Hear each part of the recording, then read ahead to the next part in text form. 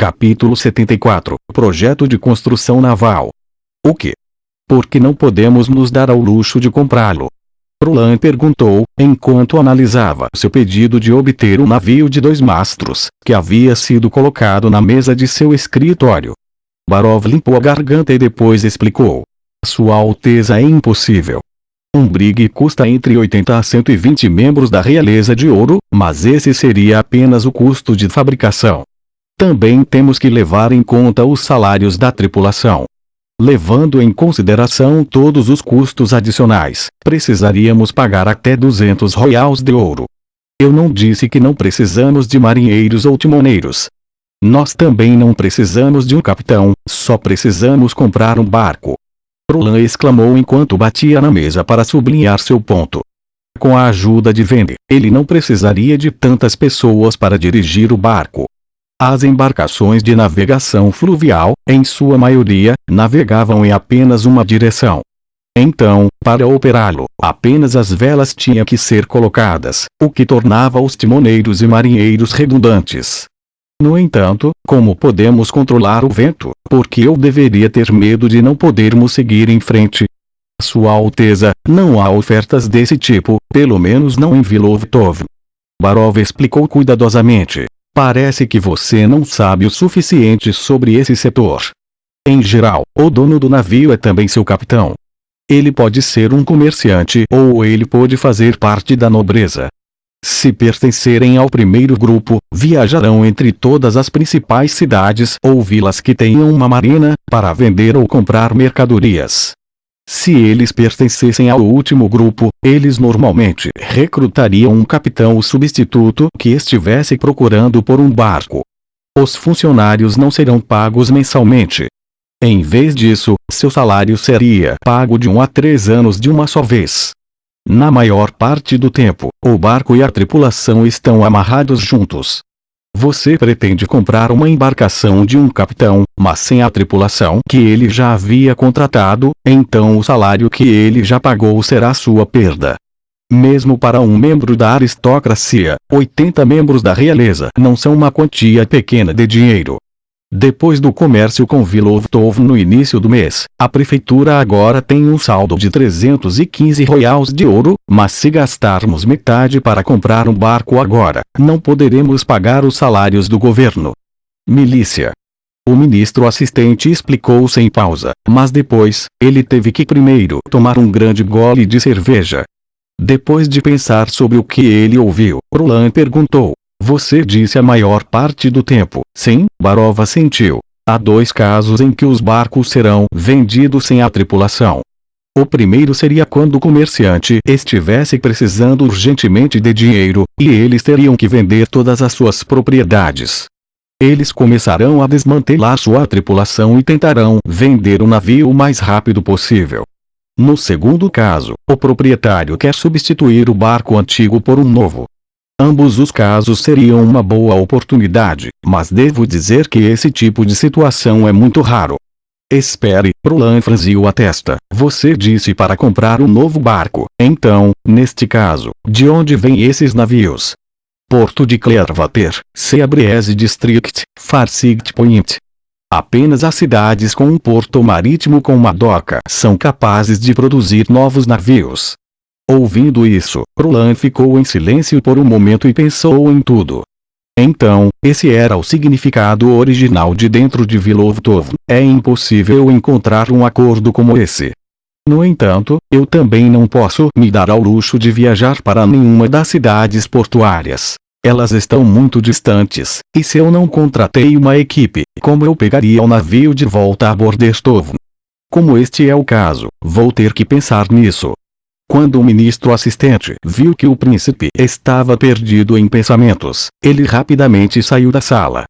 No plano de Roland para o futuro, os navios desempenharam um papel insubstituível.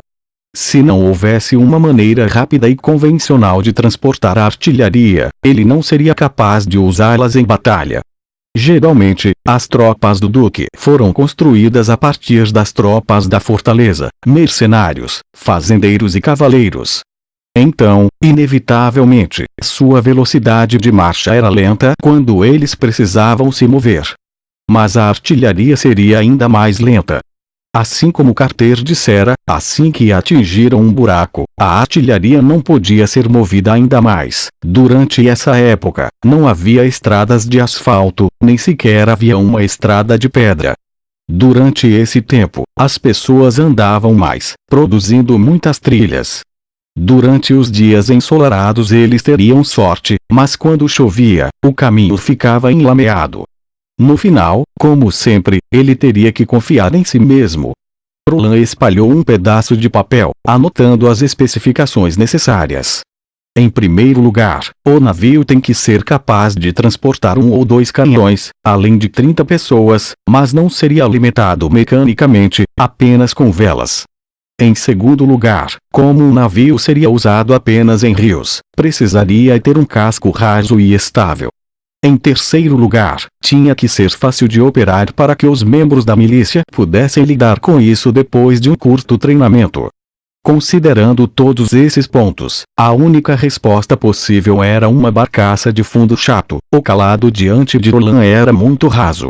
Era um navio com um centro de gravidade muito baixo que podia ser visto em quase todas as rotas do rio. No passado, ele havia visto muitos carregados com pilhas de areia ou cascalho, e seu corrimão estava quase nivelado com a superfície da água.